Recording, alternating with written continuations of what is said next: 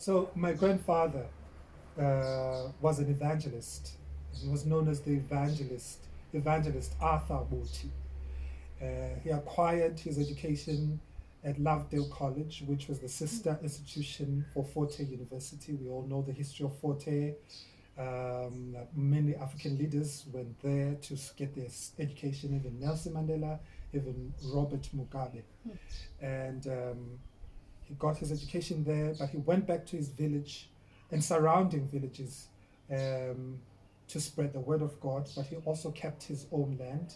That's where he did his agriculture, and he had livestock, he had horses, he had sheep up to 100, and he had cows, and so on and so forth. And so when they were removed in the 70s, those are the things he lost.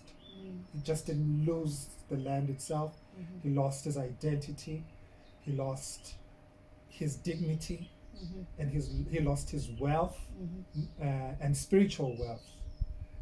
He lost his, mission and reason for staying alive and contributing something to the family of human family. And so in the 70s, they were removed by Matanzima's government. You'll remember in the early 70s, under apartheid, they separated the country into different countries.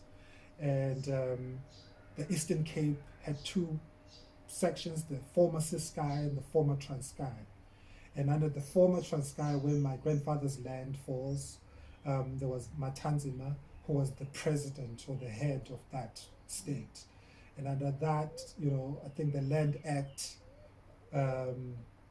they were removing and moving families around so that they could build their own apartheid system. And that part of the Eastern Cape was also touched by those removals. And my grandfather died in the 70s, 76 to be exact. And I think he died from a heartbreak, from a broken heart of losing everything. And then 1994 came, and they were told that they could go back and occupy that land. But now think about it, just going to tell someone that they can go back to a piece of land they were moved from without any resources, without any, proper planning. No reparations yet. And my family just never did. They never went back. And because they couldn't afford, right? Because part of the story is that when my grandfather lost all of his wealth, it meant the family had to separate because people had to go into urban areas to go find jobs for themselves. So we stopped being a unit. And that has far-reaching consequences.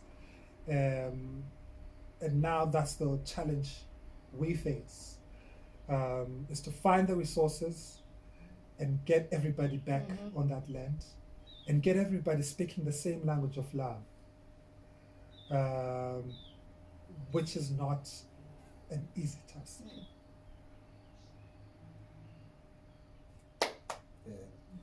Thank you, Makola. That was beautiful. Yeah. Will you have time to edit all of that?